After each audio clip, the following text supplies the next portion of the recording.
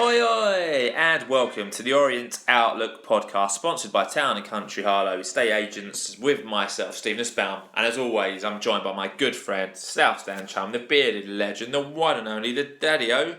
It's Mr. Paul Levy. Thank you very much indeed. Hello everyone, welcome back. This is episode number 297, and as always, a quick thank you to everyone who tuned into last week's show. Very grateful to you.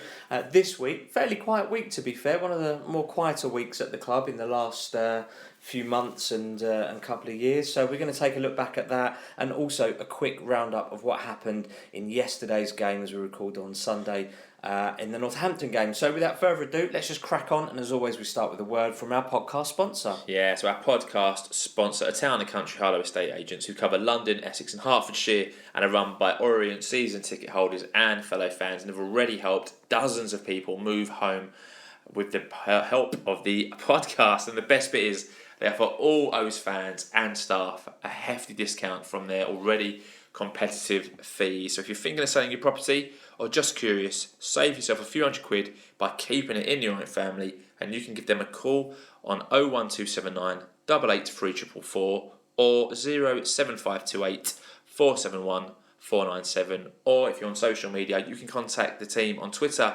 They can be found at TNC Harlow, or massive O's fans Charlie, who has previously been on the podcast and works at Town and County, can be found on Twitter at Charlie_Paul.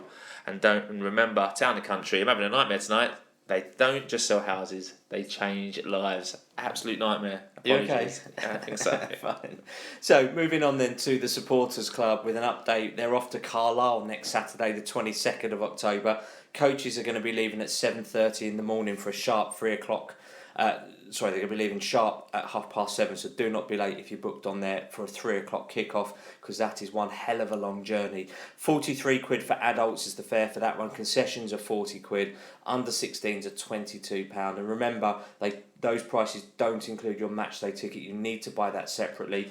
To book on any of those trips, you can do it in the Supporters Club at a home game, or call the travel line on 07507 539 579. Lovely done. I think there's tube strikes and rail strikes, all kinds of strikes on Saturday. Yeah. So that is a class way to get up there. It's really cheap. Great deal there from the Supporters Club. Only one piece of AOB this week, Mr. Levy. We've got to say a massive thank you from Orient Outlook Podcast Towers to Tommy Mann, who sent us an email all the way from New Zealand. Who would have thought they got email in New Zealand? Amazing stuff. Thank you for your email, Tommy. Amazing work getting your brother-in-law to switch his allegiances from Crystal Palace to Leyton Orient. What a ledge. What a step.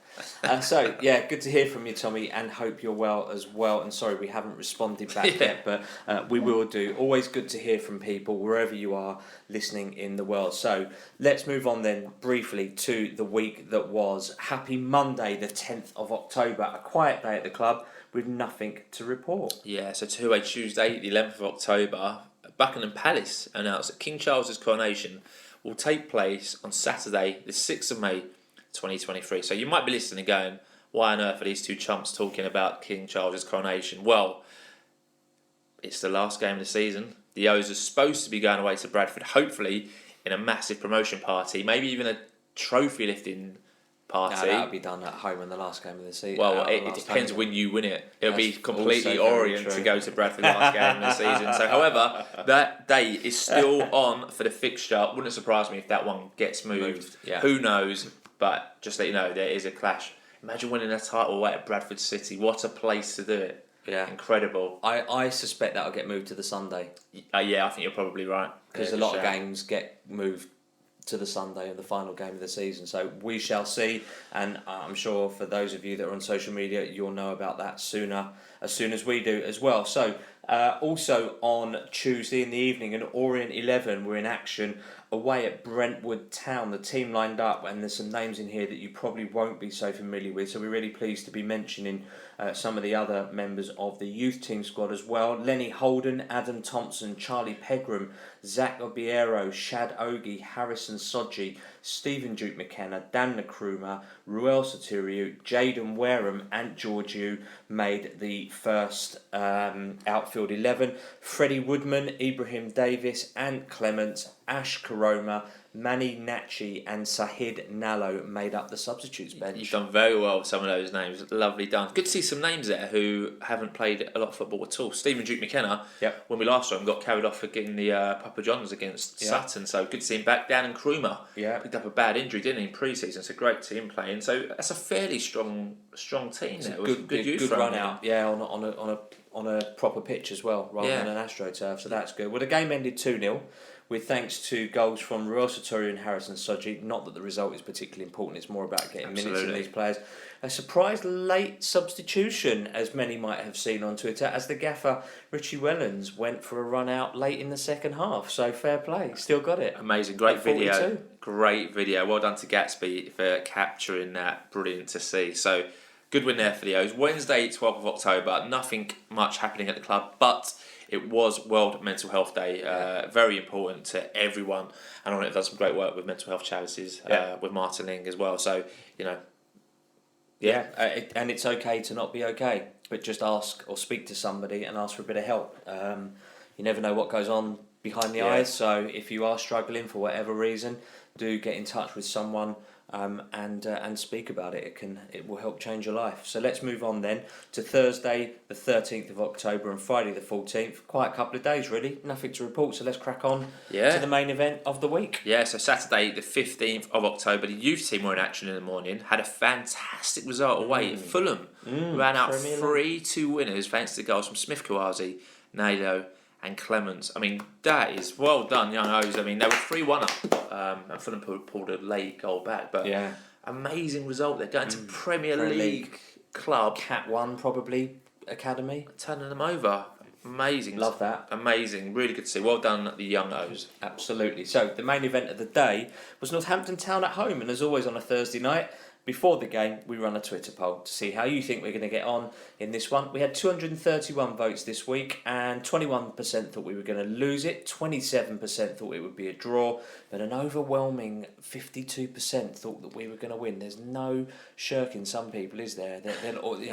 The form that we've been in, the position that we're in, overwhelming majority said, or just over half said, yes, we're going to win this. We spoke about expectation last week. We did. And about the ever-changing and increasing expectations of our fan base. And it seems, Northampton Town are no chumps. Correct. A very good team. Turned us over 4-2. At home 4-2. 6 months ago. Not even. One of the last games of the season. And it could have been a lot more. Yeah. Big team. So great to see the confidence of the fan base, but would that be justified? I guess we'll find out as we go through this one. 2 o'clock. Thanks to everyone who did vote though. Much appreciated. Yeah, really good. Obviously, the more votes we get, the more credible the poll becomes. So the team announced 2 o'clock with Lawrence Vigor in goal. In the defence, Tom James, Omar Beckles, Dan Happy and Rob Hunt. Midfield, Craig Clay, Jordan Brown and George Moncur, Theo Archibald, Paul Smythe and Aaron Drynan making up the 11. On the bench we had Sargent, Ogie Thompson, Pratley, Duke McKenna, Satoru and Charlie Kelman. Yeah, that starting 11 saw 2 changes to the side as Craig Clay and Jordan Brown came in to replace the injured Idris El Mazouni and Darren Pratley, who dropped to the bench. For me, pretty much as expected, although obviously I'm question marking at the time why Darren Pratley's on the bench. I know Rich has talked about managing him. He's 37, not 27, although he feels like he's 21 apparently. So, interesting. But Craig and Jordan have come in for Darren Pratley and one of George Moncur or someone like that and done very, very well. So it'd be interesting to see how these guys do from the start. Yeah, I mean, there were lots of rumours on Saturday morning floating around social media that Moncur wouldn't play and Paul Smith started being rumoured as not playing. So the fact that it was only Idris and a surprising Pratley not playing, I thought, well, that's not as bad as what it could have been. Yeah. Or I thought it might have been. Good to see Adam Thompson back in the squad. Yeah. That means now you've got 2 defenders and only 2 forwards, whereas we've had 3 forwards the last couple of weeks. Wareham, a lot of questions about Wareham. We'll come on to Wareham in the post-match tweets where that becomes more relevant. Good to see Duke McKenna on the bench as well. I thought Kelman may have got the nod over Drynan for this one. Obviously, Drynan started last week for the first time this season in the league over Kelman. Done all right, Doncaster. I thought we may have seen Kelman come back into the team, but surprised to see Drynan keep his place. Will say, however, on the flip side for Northampton, Sam Hoskins missed out. Big relief to see that. He's been on fire this season and they've struggled. without him. So I think both teams were missing some pretty big players. But overall, I was pleased with that at 2 o'clock. Cool. We had a number of tweets that came in giving their views. The Jimmy Stevens said, "Is the Pratley change enforced if he's on the bench? El Mazzuni is a big miss today, but love that Clay and Brown improves.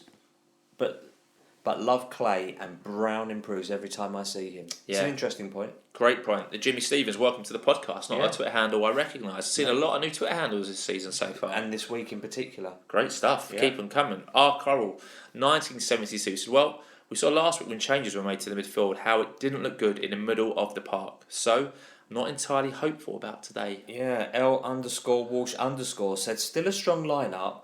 How long is Idris out for? Hoskins is injured, which is fantastic for us." It certainly was. All right, so the match kicked off at a very busy Brisbane Road. I got there about 10 to 3. Outside the away entrance, it was packed, massive queue still to get in. Really? A busy Brisbane Road. It was also International Day. It was. Not heard much on that from the club. I'm sure we will in the week coming up. Interested to see how International Day is done, if it's performed how it was supposed to. As it was second place O's taking on the team 1 place below them, Northampton Town, who are looking to bounce back from surprising consecutive defeats. So lots to play for. Yep. 3 minutes into this game, a quick break for Northampton saw the ball played across the area. Ball came to Kawiki on the edge of the box, but his shot went past the post. Decent chance for them early on. Yeah. Good little player, Kawiki. Him and Archibald having quite a good battle early on. Theo would beat him and he'd beat Theo back. Back and forth there. 11th minute in, Pinnock had a shot which was deflected for a corner, and 2 minutes later his glancing header went well wide. I've got to say, the first 10-15, all them, they were winning the first balls. They were a bit sharper than us. We looked very, lackadaisical first 15. Couldn't get near them. They just seemed to have that extra bit of energy. Fair enough. Fast forward then to the 23rd minute, a long throw saw the ball come to Paul Smith, on the edge of the box, but his shot went over the bar, smashing a light in the south stand. I think he might have actually broke the light. You heard it like clink. Really? Yeah. No one got injured off the shards of glass. No, I don't think as much as fell down, but you heard it like bust. But unlucky there. There was every time he got the ball yesterday, especially when he was lined up to shoot, there's a gasp of anticipation following his antics last week. Fortunately for that one, it wasn't to be. 2 minutes later though, clever corner move by the O's, saw a cross come in from Theo Archibald and deflected onto the onrushing Beckles. But he saw it too late and the chance was gone. Yeah. 2 minutes after that, the O's were growing into the game now, and Paul Smith had a first-time effort which went well wide. At this point now, we were starting to win the 50-50s. We were losing and the crowd were getting louder, more supportive. We were starting to get on top, and you felt if a goal was coming, it was going to be an Orient goal. So starting to really turn the screw on them. Half hour, Aaron Drynan done a really clever back heel, released Theo Archibald. But his cross was well plucked out of the air by Burge, starting to get at them. Really, our pace was starting to cause some problems with Theo and Paul Smythe and Moncur. They were starting to get on the ball a bit more and run at them, and they didn't like it at all in Northampton defence. Good. They're probably used to being the aggressors. Yeah. So having it given back to them is probably, they're not used to it. 36 minutes then, a quick counter-attack saw Aaron Drynan release George Moncur through the middle, and after a good run he took a touch too many and the ball went out for a goal kick. I have to say, I've noticed that we do try and walk the ball into the goal at points. Not every time, but I feel that there are some times where it's just like, just shoot. There's a sight of goal, just shoot. Test the keeper. Be ready for the push out, because keepers aren't trained anymore to catch and hold the ball unless it's in the air. They parry. I don't understand that. So someone can get on the end of it, but just have the shot, make the keeper work. Maybe his wrists will be like papier-mâché and they'll just snap and the ball will go past it. You just don't know, but we try and be too clever. We try and walk the ball into the back of the net, and you just don't need to do that all the time. I don't know if that chance is on the extended highlights, but Moncur literally runs half the pitch, right, and he gets to the last defender, and he looks up and the shot is on, but as opposed to shooting, he takes one touch and then miscontrols it and it's gone. He was unlucky there. That was a good run. But yeah, I'm surprised Moncur didn't take the shot on from there. So let's skip forward into the 40th minute. Rob Hunt intercepted a loose ball, won a free kick in a really dangerous place just on the edge of the box. Up steps James. And again, once James is getting himself over a free kick, you can feel the excitement in the crowd. People think he's going to put this in the top corner. Yeah. Took a good free kick, up and over the wall, but Burge fairly comfortably punched the ball away for a corner. Yeah, good save that, and good free kick. From the resulting corner, another clever routine saw Theo Archibald get a cross in, which Dan Happy got to at the back post, but his header glanced off the top of the crossbar and went out for a goal kick. You can't help but think that it wasn't his fault, but if your luck's on your side, that kind of falls to the middle or the lower part of the crossbar and Dryan touches it in, for example, or he gets it 2 inches lower, 3 inches lower, and it goes in off the underside. There were two really in the first half, really clever corner moves. Spoke about the first one where Beckles just missed it. That one was really clever, where Moncurve standing takes the corner, Brown standing fairly close to him, and Archibald's behind him. And the first one, Moncurve was talking to Brown to say, "Are you ready?" And everyone just thought the pass was going to Brown, and he completely bypassed Brown and got the ball to Archibald. And no one was near Archibald. It was quite clever. And that one was really clever as well. So they'd obviously been listening to our podcast last week where we were talking about how poor the corners had been. Yeah. Because those corners were excellent, and there's one coming up in the second half where they do something different, but it works a treat again. So really good to see some of the corner routines that the club were doing. Glad to be helping out. Absolutely. Rich Paul, give us a shout, mate, any time. 2 minutes of additional time played out. No further action to talk about as the half-time whistle went with the match. Goalless. Yeah, first half, like I said, grew into that one. Took about 20 minutes to really get into, but once we got past that stage, we looked like the aggressor, and if any team was going to take the lead, it was going to be us. Mm-hmm. Whopping attendance announced at 8,716. That's an amazing amount. Well done. 1,250 away fans at a sold-out allocation for them, so they clearly came ready, willing and able. Well, the match was sold out, so that now suggests that they're counting by people in the ground yesterday. Not necessarily. The match was sold out yesterday. Was it an actual sellout? Yes, according to the club. But but don't forget, it's a sellout. But you can't have 15% in the East Stand, which is about 450 people. Possibly, yeah. It'd be interesting. I took that as the amount of people in the ground. We will see. Mr. Levy's still not convinced. No, not by a country mile. The second half kicked off though. No subs for the O's, and just 4 minutes into the half, Northampton were down to just 10 men as Ben Fox received a straight red card for a late challenge on Craig Clay, to the disbelief of the Northampton bench, and their manager got a yellow card for it. I don't know what the fuss is about. Red all day long, 2-footed, late, straight in front of the referee. Yeah. What do you think you're going to get for that? Like, even I thought he's going to get a red here, and the ref pulled it out really quickly. It's been interesting to see or hear the Northampton manager's reaction. He's in utter disbelief that that's a red card. Terrible he challenge. Said, never in a million years is that a red card. Terrible challenge. And Richie Wellington said something similar in his post-match. He didn't think he said he'd be disappointed if his player got a red card. I'm very surprised. What do they know that we don't then? He was reckless because he'd lunged. He wasn't in control. His studs were showing, and he's cleaned Craig Clay out.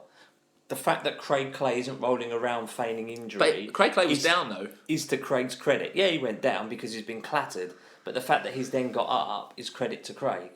The guy's been red carded. Like, if you're not injured, just get up and crack on. Yeah.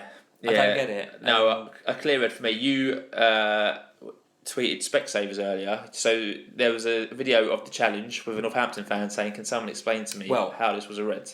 The interesting part about said fan's video and tweet was that he'd slowed the footage down to like really, really slow. So you could literally see it being a red card. Yeah.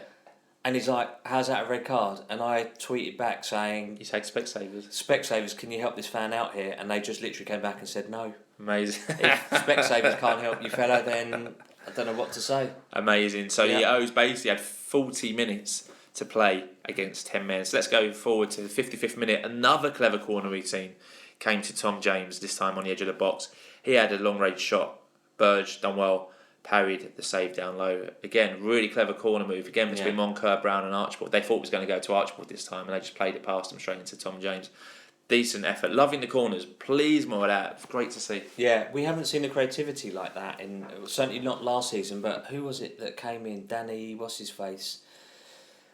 Under Ross, he came in. He didn't last for very long. I can't think what his name was. The assistant manager? Danny Sender. Yeah. That was the last time we had some creativity. Yeah, and they had a really good pre-season on it, and then they got into the season and they didn't do anything. They did it early stages and then it petered out. Yeah. People don't take enough advantage of these set pieces, in my opinion. Northampton broke away in the 55th minute, so just a moment later, the ball came to Pinnock on the left, but his powerful shot was well saved by Lawrence Vigouroux. done well at Vigouroux. Northampton was still a threat. Pinnock, I think, is a great player at this level. He scored an unreal free kick against us back in that 4-2 defeat. He looked like if anyone was going to grab their goal, it looked like it was going to be Pinnock. Good save there from Vigouroux. An hour then, Mark, nearly a free goal for the O's as Jordan Brown closed down the ball, fired off him, only to narrowly go wide of the post. That looks really close. And we've seen some freaky goals. Shame not to see another one there. Absolutely right. 65 minutes, Theo Archibald had a weak effort off target, and a minute later, George Monco had an effort that went well over the bar. Shouldn't be doing that. Yeah, we got into a few decent positions during this game, and the finishing was disappointing at points. There was one that we're not even going to mention in this where Theo Archibald, the ball set up beautifully for him, and he just air kicked it and went flying, completely missed the ball. Missed the ball in the second half. 70th minute, then 5 minutes later, Pinnock was booked for time wasting. I got to say, Northampton manager will agree with me, so will Northampton fans. I thought the ref had an outstanding game yesterday. Red card was spot on. Any time they were trying to time waste, the ref was like, come on, keep it going now. He let a few things go as well. He played a few advantages where advantages had been played, and every time they were something housing around, he was like, no, come on, let's get going. And I think he booked 2 or 3 of their players for time wasting. So Pinnock, got booked. Love it. Love to see it. I noticed none of ours did. As a first, yeah. 1 in 13 that we're not getting booked. That's good. 78 minutes on the clock. Then Paul Smith went close as he drove at goal from the left. His low swerving shot was well parried by Bird. Decent shot there. It was a good shot. Yeah. 79th minute. First change for the O's as Charlie Kelman came on for Craig Clay, and shortly after Stephen Duke McKenna came on for Tom James.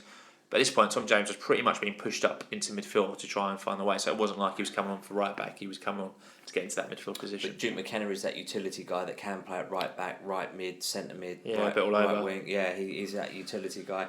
One final change for the O's in the 87th minute as Royal Sotiriou came on for Theo Archibald. I didn't really understand this substitution. Again, I've said it loads on the podcast. I'm not going to say it again in too matter of fact, but also tell you, if you're going to play him in the middle. Yeah. And what happened then, at that point, and Richie speaks about it, you've got Sotiriou on the left, the team becomes massively disbalanced because the shape of it's gone. Yeah. Because you've got a centre forward in a left forward position. It just went. That was the point where I was like, right, this is going to be 0-0 now. Yeah. Because it's gone. Me? Yeah. Yeah, so 5 minutes of additional time were awarded. And straight away, Odemayo was booked for time wasting. Again, he seems to take a minute, faffing around trying to look for the ball for the throw-in. And you're like, mate, it's literally behind you. Ref was like, no, booking him. That was it for talking points, though. As the match threatened, so there was a late challenge, and the match threatened to erupt into a brawl. A few players started pushing each other. It looked like it was going to kick off. Yeah. The ref basically just blew the full-time whistle. So before it could kick off, both management teams were in to split it up before it even began. What was it about? Potential. Just a late challenge, and it was a bit like bit fisticuffs. Yeah. So a bit weird because I think people thought the free kick would be taken. The kind of full-time whistle went under the radar a little bit, and then the management teams ran on, and people were like, "What's going on?" And it became clear the full-time whistle had gone. So confused sets of fans applauded both teams off the pitch. You could tell Northampton Town were relieved with that one. Again, another team have come to Brisbane Road and celebrating a point like they've won the bloody league. Well, they're down to 10 men. It's always harder against. Big result for them. So. Yeah. After the match, Dave Victor spoke to Richie Wellens. So thank you to Dave for sending this over. As this interview isn't currently on YouTube, and Richie actually gives quite a good analysis of the game and some injury updates, we thought we'd play this one in its entirety. So here is Dave Victor talking to Richie Wellens. Just how hard it is sometimes to play. Sorry, 1 second, we'll restart. Richie, thanks for joining us. That second half demonstrated just how hard it is sometimes to play against 10 men, didn't it? Yeah, I mean, obviously our supporters, our bench were quite happy when he got sent off. I didn't quite feel like I didn't think that the game needed to change. I thought we was a team more dominant, looking more likely to score. And then it just changes people's mindset that we have to go and win the game, and it gives them something to hold on to, whereas before that I thought that they had come to win the game, so they was quite positive. But after the first 10 minutes where we played in front of them too much, I thought it was really good, positive. We just need to make better decisions in the final third and show that little bit more composure to get better chances and to score goals. But overall, really pleased. The team worked really hard. Just a little bit frustrated, a little bit disappointed because our fans are tremendous today. We've not got the win. John Brady disappointed with the decision for the red card. How did you see it? I didn't see it at the time. I just looked at it. It's harsh. He's probably just gone over the top of Craig a little bit, but he's won the ball. For me, I'd be very disappointed as well if he was my player.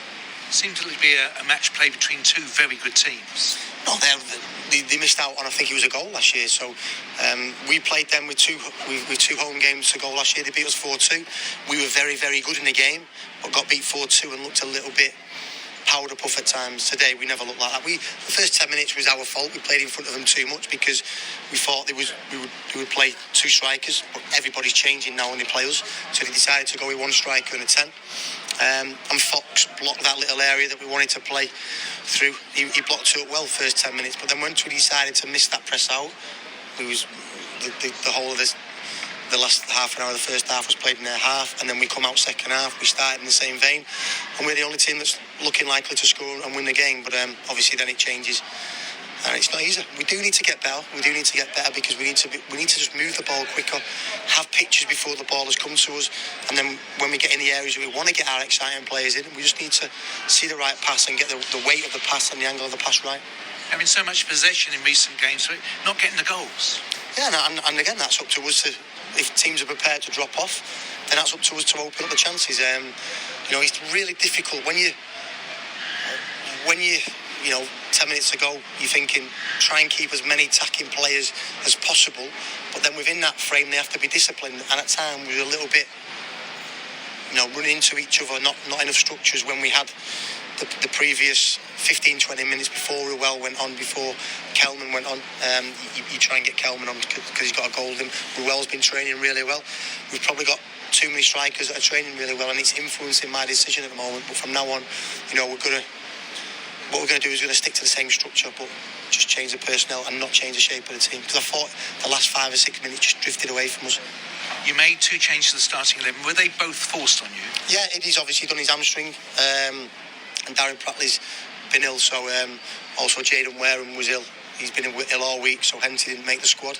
Hopefully he's trained a little bit today before the pitch, so hopefully he's over that and he can play Tuesday. Pratts will come back in on Tuesday. Eddie will be a little bit longer. Could he be available for the trip to Carlisle? He might be. He might not. Any other injuries picked up? No. Obviously Duke's come back in, and Tomo's come back on the bench. It was just the illnesses. We've had quite a few illnesses this week, and obviously Idris, we had to bring him off at half-time last week. Carlisle are doing well. I think they've moved up to 6th now. Dave, it's really early. If you'd have told us after the Barrow game that we're not going to win in 3 games, we've only lost 1 game. But when you don't win in 3, it feels like you put a bit of a dampener on it. But we've played against teams that have changed the way that they play against us, and we just need to become better. This is a marathon, not a sprint, and it's up to us to improve, and we'll do that. And in these 9,000 at Brisbane Road, I think it's probably the biggest crowd since the O's got back into the league. No, brilliant, and I'm gutted that we didn't get a winner. We should have found a way to score. Our set plays were good today. We obviously hit the bar from Dan Beck, because had one of the back sticks. So, like I've always said, we're a work in progress. We are in a terrific position, and it's important that when you play these games that you don't lose. Obviously, listen, we're desperate to win. We've got a game coming up against another team that is in and around the playoffs, and we go up there, we're going to try and win the game. And before that, it is Chelsea. I think there's 4 clubs in the group, all on 3 points. Yeah, we need to win the game either outright or on penalties to go through, and it's a tournament that, because everybody's training really well, people need games, so it's a tournament that we want to go through and get to the next round. Good luck. Thank you. Cheers. So thanks very much, Dave, for sending that to us, and also good to hear from Richie. There's a lot of honesty in that as well. Like, we need to do better. Going to change the way he sets the team up rather than changing when you need to change the personnel, but keep the shapes. Yeah, they all know exactly where they're going to be. I thought we were doing that anyway, to be honest, because it makes sense, because then everybody knows a piece of the jigsaw where everybody is at any given point. So it shouldn't come as a surprise or a shock. Oh, he's out there. I thought he was going to be there. It just gives it a little bit more of a system and a structure. I love the poker face tournament Richie seems to be playing with Dave Victor every week, where Dave will ask him a question and Richie won't give him an answer. So like Idris back next week, he might be, he might not be. Yeah, I love it. But that's right though. Yeah, absolutely. Because otherwise, Carlisle start listening. It's oh well, Richie's told their club, da da da. Yeah. Yeah, so, interesting stuff. Unless he just pulls a bluff and says, "Yeah, I'll be back," and then he's not. He'll pull a bluff. Yeah, he'll be bluffing. Or he says, "No, he's not," and then he is. So yeah, keep him guessing. It's not for us to help the opposition with their scouting. Yeah. So my views, I wasn't there yesterday, but would have taken a draw before the game, and I think when I was on the Cobblers podcast in the week, I said that my heart said a 2-1 win, but I think my head said a score draw. But I got the draw right. It was just when you said we were going to win, I was like, what are you doing? You must know by now not to go on any opposition podcast and say Orient are going to win. Well, Come I had on, to because they were going for the draw. I had to be Billy Big Potatoes, didn't I? But look, the positive is we haven't lost. We've got a clean sheet. Yeah. We're still second in the league. We've only lost one. Like Richie said, we've only lost one game all season. Okay, the last 3 games haven't been great. But then out of the other 13 games in the earlier part of the season, you look at some of those games, and we've said it before, there were games that we didn't deserve to win that we won. There were games where it's like, if we play like this more regularly, someone's going to turn up and absolutely steamroll us. That hasn't happened, thank God, yet, and it probably won't happen. But nonetheless, the writing was on the wall there for me, and we need to be more clinical. We need to be better with decisions.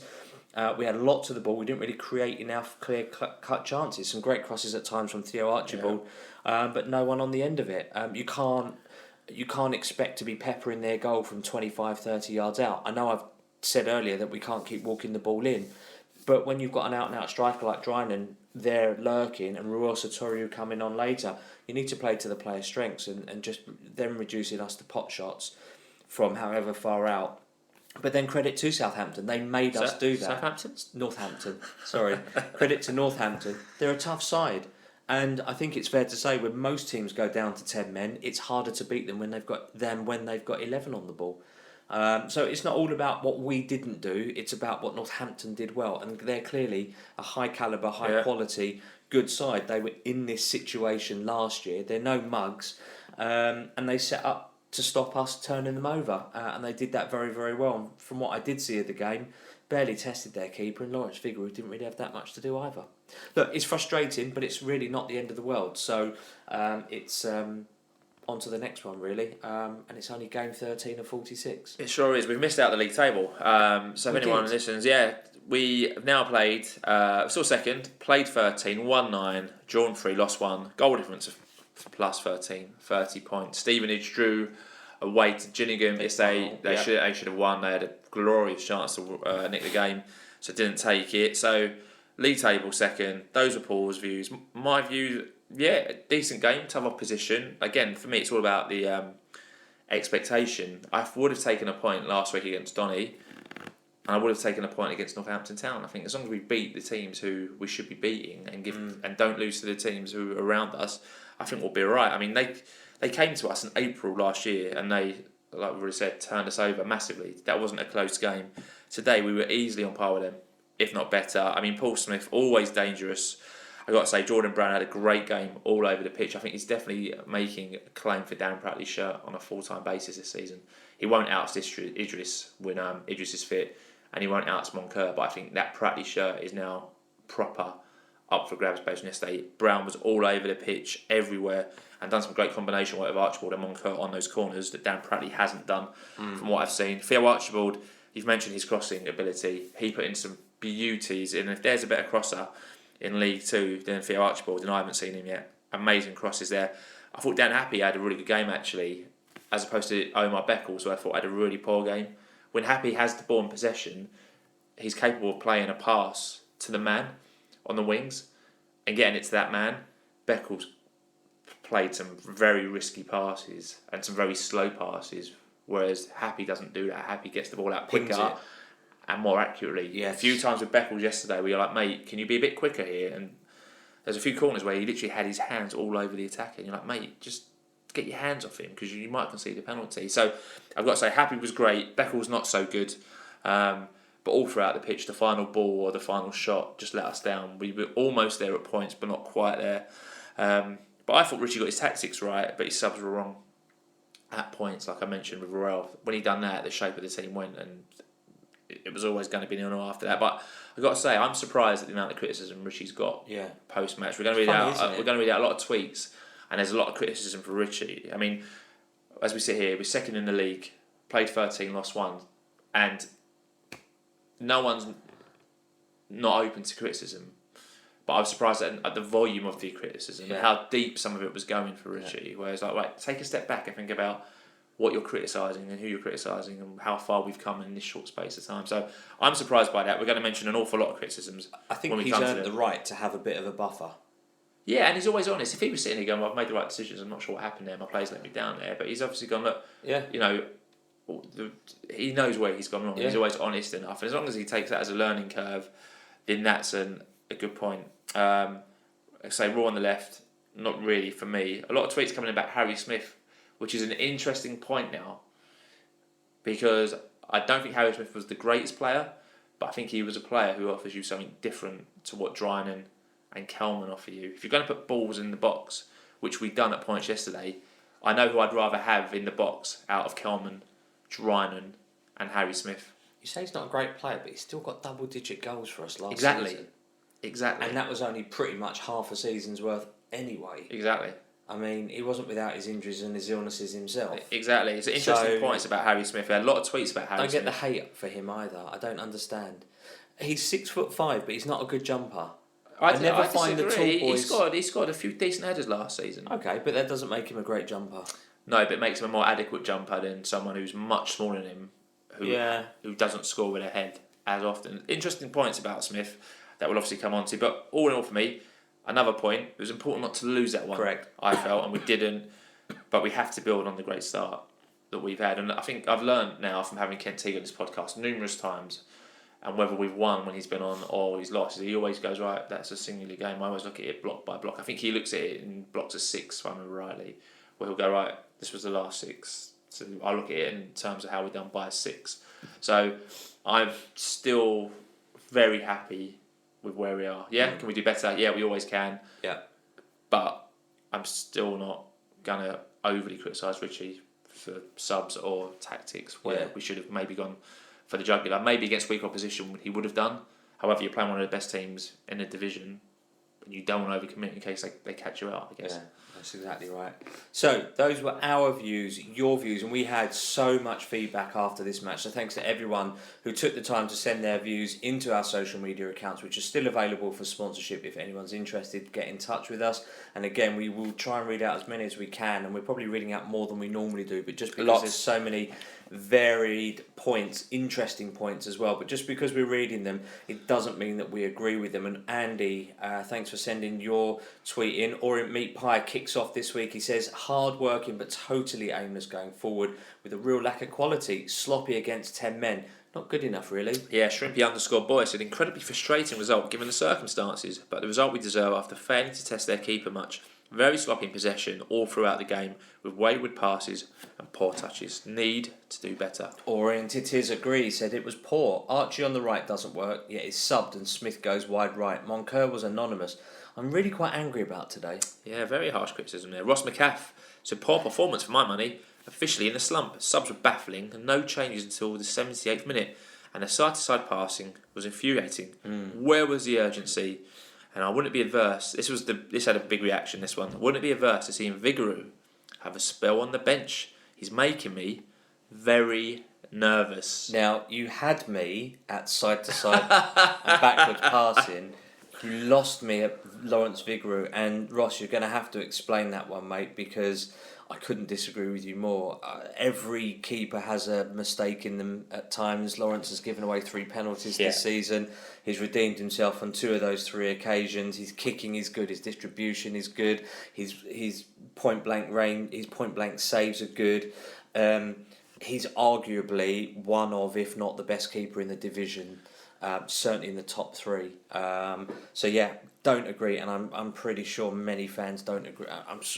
I saw many fans didn't agree with that. So, yeah, an interesting one there. And I don't think we're officially in a slump either because we haven't lost. We only lost 1 game in 13.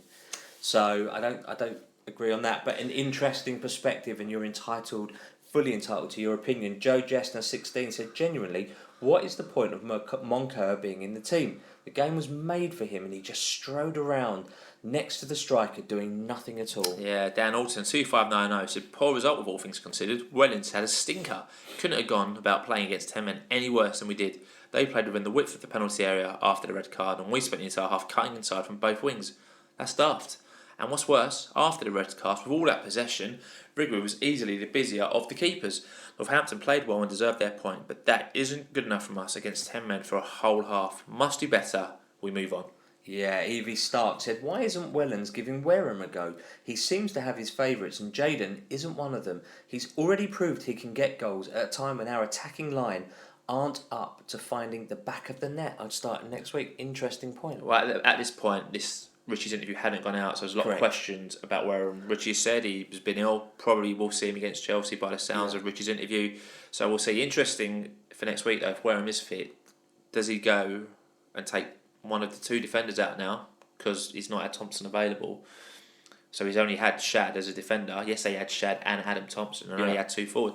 So some big choices for Richie to make for Carlisle, depending on fitness. Be interesting to see how we do that one. Orient _Eds wasn't great. Ridiculous unforced errors with some of the decision making very poor. Our crossing found nobody, and the finishing was abysmal. But nonetheless, we did not deserve to lose. A point is a fair result. Alan Reeves too said, frustrating that and unusual to say this season, but recently there has been a real lack of quality in front of goal. Ruel was garbage when he came on. Either play him up front or don't bother, to your point earlier. Yeah, I agree with that, many percent. Ryan Peanut said, no plan B. Both centre-backs on the ball too much. Not enough shots on goal. Easy second half for them, unfortunately. The midfield is really lacking with players missing.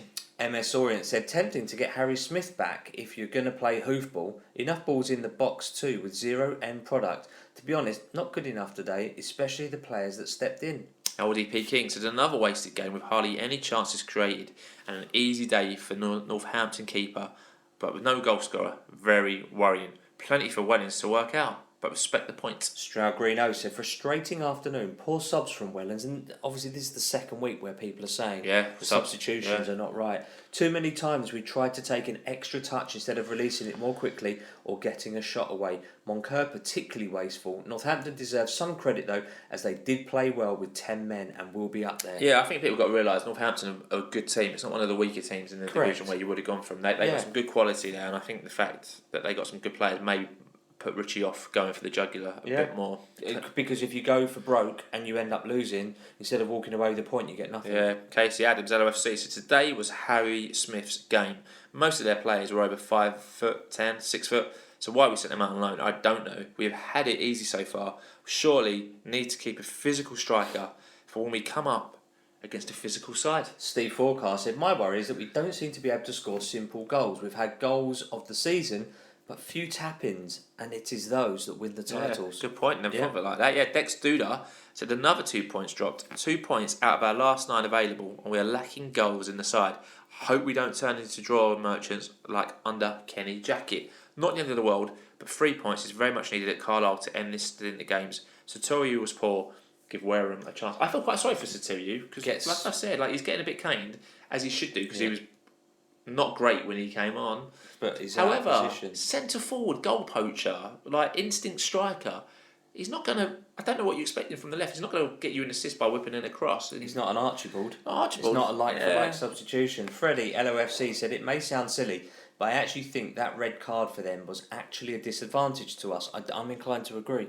Like I said earlier, I think teams play better with 10 than they do with 11. It's far less open. I think we might have won if it was an open game, but then sitting back for a whole half didn't help us at all. Yeah, it's good point. Moddy Folly to 2019 said, opportunity squandered against 10 men. Clear that we don't have a replacement for Elmis. We lack the creative forward pushing central midfielder. Players have been a great servant, but he's a bench player now. Brown did well and is improving, but we need more quality. Yeah, Daniel _D44 said, I think it's clear we need to have a plan B. We relied on worldies, but we need to be able to score simple goals. I don't think we've scored one header from across this season. Today, inverted wingers meant we couldn't make the most of a man advantage, and I thought Brown was man of the match. So that's a reoccurring thing throughout these tweets. Brown being man of the match, Harry Smith, and we weren't incisive enough. Where's Wareham? Yeah. And where's Jayden Wareham? Yeah. John W999 said, poorest performance of the season. Attacking play felt very predictable and stale. Central attackers completely anonymous and out of the game. What is plan B? Because playing against two banks of players is likely to be a common approach and seems very effective. Dear Stu said, toothless in attack. Wellens took far too long with the substitutions. Clay and Drynan should have come off after 60 minutes. I thought Brown was outstanding and in my opinion should have got man of the match. We were out-housed by after the sending off. Poor. Yeah, when he says thought Brown should have got man of the match, it went to Theo in terms of the sponsors, man of the match. I think Brown walked out for me. Spenno 0-1-1.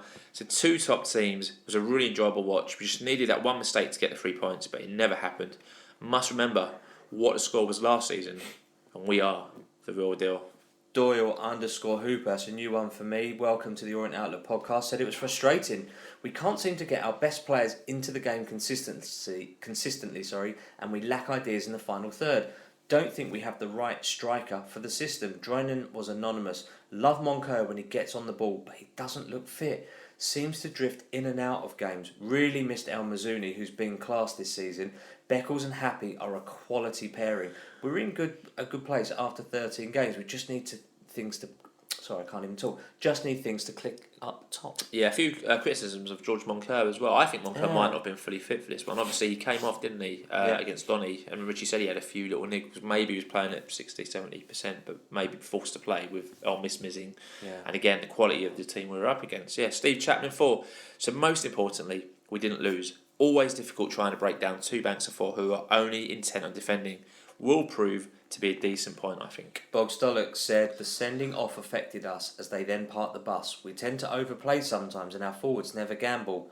Twice their keeper spilt it and no one followed in. We put in crosses and no one is there. A Danny Johnson is needed. It's a fair comment because he is that poacher, but we've got that in Ruel. I mean... I know what he means. A Danny Johnson is needed. Yeah. Because he would be on the end of most things because he hovers and lurks around the I think Kelman's played that role really well this season. Obviously, Kelman wasn't playing as a centre forward when he came on, so I think it's a bit difficult to say that one. Orient boy, so we played better when it was 11 against 11, but still saw some sloppy passes. We were too slow in the build-up and too intricate in and around the box. But overall, 2 decent sides. The subs added 0. Raul Satoru is not a winger. Droynan is not a 9. Need Harry Smith back as plan B sub for the games ending like these. Jordan Brown man of the match. Pinnock was excellent for them. That's a very good performance. Yeah, that was a difficult tweet, well read. Apostolos Andre 9 said we never had the midfield players to play our usual penetrative passing. So the other option was to play down the wings and bang in a few crosses to our big number 9. Unfortunately, our big number 9 is on the bench at Exeter, so we don't have a feasible plan B. Good tweet. Pandemonium 1881. So frustrating is the word for the second week running. First 15 was theirs, next 15 was awful, and the final 15 minutes was ours. Sending off changed the game though, and not necessarily for the better. They dropped very deep, but to be fair to Northampton, they defended well, closed space and supply lines, and the onus was on us to open them up, but it wasn't easy. Bit better in the final third, and we'd have come away with 3 points. Annoying, but not lost any ground. Just need to get a win next week to get back on a good run. Bendy Bollard said a point and decent performance against the side that ripped us apart in April. Shows progress to me. Final ball was lacking at times and still relied too much on Smith to produce that bit of magic. But second in the league is great, and after last season's disappointments, we're doing just fine. I think that's a spot on tweet for me. I think that's probably the one I agree with most so far tonight. Paul Skinner, 88, said honestly, that second half was poor. Gifted an advantage and then try and pass through them all the time. Subs, much too late. A fair few shots, but all miles off target. Yeah, shooting practice, I imagine, will be on the radar this week. So as much as we tested Burge at points, we fluffed quite a few smashing lights wide, like all over the place. Up and over. Yeah, I'm sure Matt Harrold has got that on his agenda this coming week. Ted Talks Orient said, my gut feeling was that we weren't going to score today, even if they went down to 9 men and we played until midnight. However, we're second with a game in hand on the leaders. What a brilliant place to be. Like it so said, true. Steve DF1 said, no vocal point to our attack. Nobody wanted to take the shot. Must we always play Theo on the right and Smith on the left? Both constantly cutting inside. Surely a case for switching them and getting more width, especially against 10 men. Penultimate word this week goes to Seb Kane, who said, have to say I'm happy with the point. After they went down to 10 men, I knew the game would be less open and their plan would change to absorb and counter. We were essentially trying to break down 10 defenders, and I hate playing 10 men for this reason. Good point, yeah. Final word on Northampton Town at home. He goes to Samuel LFC, who said, would I have taken a point before the game? Yes. Is it disappointing that we didn't win the game? Yes. That's football though. Not a bad point against a team that would, in my opinion, get top 3. But I thought Brown was excellent. My man of the match. So thanks to everyone who sent their tweets in to us. As always, do you agree or disagree with any of the tweets we've read out? You can let us know what you think. You can tweet us. We're at Orient Outlook on Twitter. If you're not on social media, we're orientoutlook@outlook.com on the emails. We're also on Facebook. We're just search Orient Outlook Podcast. And on Instagram, you can DM us. We're Orient_Outlook_podcast. Beautifully done. So, the Carroll Langley Florist Prediction League update. So, Carroll Langley Florist are an established business. They're based in Chingford and they specialise in bespoke flowers sourced from the finest growers in the world, and they can do anything for you from a simple thank you to tailored weddings or event packages. They're here to help. We actually had a really nice message forwarded from John to an O's fans for a delivery earlier this week. So John doing a roaring trade with O's fans. So great to see the sponsorship working well. So to get in touch with John and their fantastic team of florists, you can call them on 0208 529 4130, or you can find the team on social media. They're on Twitter at Carroll Langley E4, or you can find John at Essex Biz, which is double Z, on Twitter. You can also find the florist on Instagram under Carroll Langley Florist, and they are also on Facebook at Carroll Langley Florist, and they offer 15% off to all O's fans and staff. And if you've got a big cost coming up with a wedding, bar mitzvah, anything like that, that is going to save you a hell of a lot of money. We had 4 correct predictions yesterday, so well done to O's Fan Basing, Andy W. Obs, Julian Cabby 03 and C. Vlatas, correctly predicted 0-0. They've got 3 points, meaning the top of the prediction league is unchanged. So you've got 13 points with David Landau 17, and that's all O's Fan. 12 points, Lennon 4, and Orient it is. And 11 points, David Rose 88. There's a lot of people now around 10 and 9 points. So if they get a correct prediction, the next couple of weeks will be up there. Yeah, absolutely. As always, thanks for all your predictions. Loads and loads and loads yesterday. I find it amazing how many we get. Amazing work. Hundreds.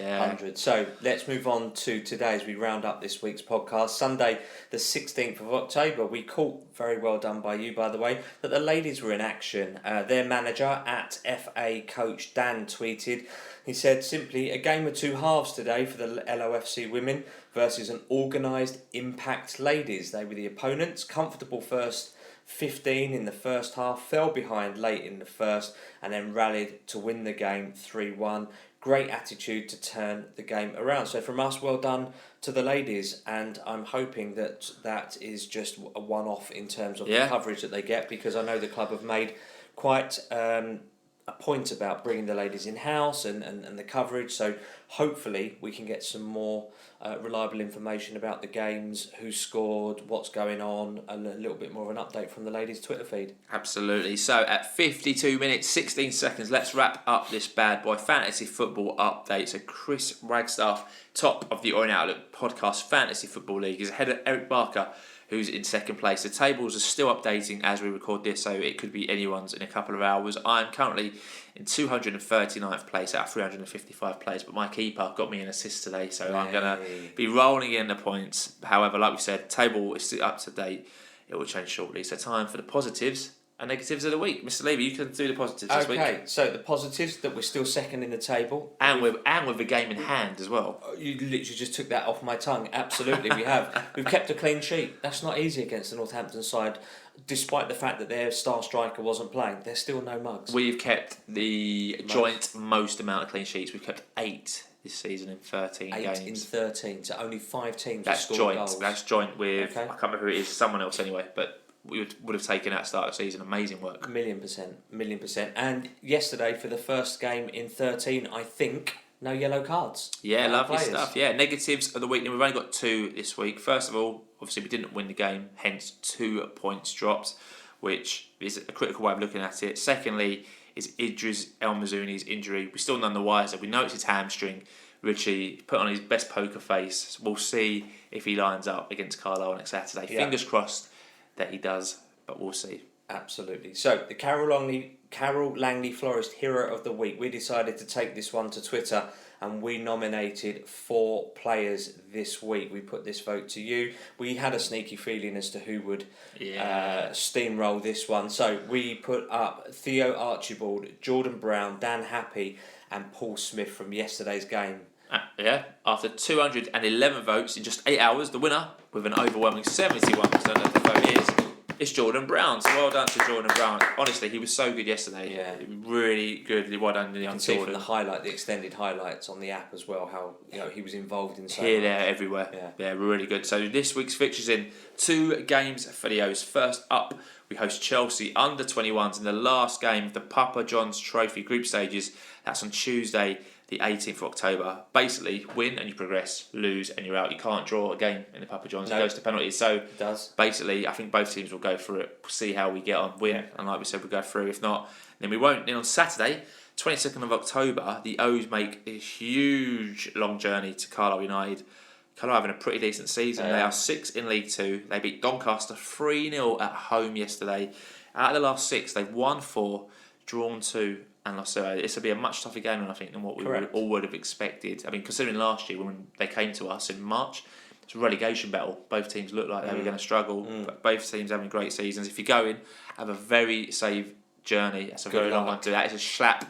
Feel free to send us any tweets, photos, anything you want to send us on your way there to keep yourself entertained. And 3/4 that, but especially with dodgy trains as well. So good luck and safe journey to everyone travelling. So as a sponsorship reminder, don't forget, if you're thinking of moving home, keep it in the Orient family. Save a few quid by using trusted estate agents Town and Country Essex. Call them on 01279 883 444 or 07528 471 497, or you can contact them on Twitter at T&C Harlow or at Charlie_Paul with an E on the end. Yeah, so that is it, my friend. That is it. Thanks for joining us for episode 297. Another week, another point on the ball towards our end of season goal, which hopefully ends in automatic promotion. Northampton were always going to be a tough test, and so it proved even after they went down to 10 men. But it's these tests we have to find ways to break deadlock, and it wasn't to be our day. And next week, no easy trip either. Carlisle United doing very well, and it's tight at the top of the league. So let's hope this time next week we're talking about an O's win and 3 lovely welcome points coming home to East London. Absolutely. So if you're listening on iTunes, please subscribe. Give the podcast another 5-star rating. We're up to 103 on iTunes, 56 on Spotify. So some lovely reviews coming in. Thanks to everyone who's done that this week. It really does help people that are casually interested in Orient to find us and to keep abreast of what's going on. So thank you to everyone who's done that.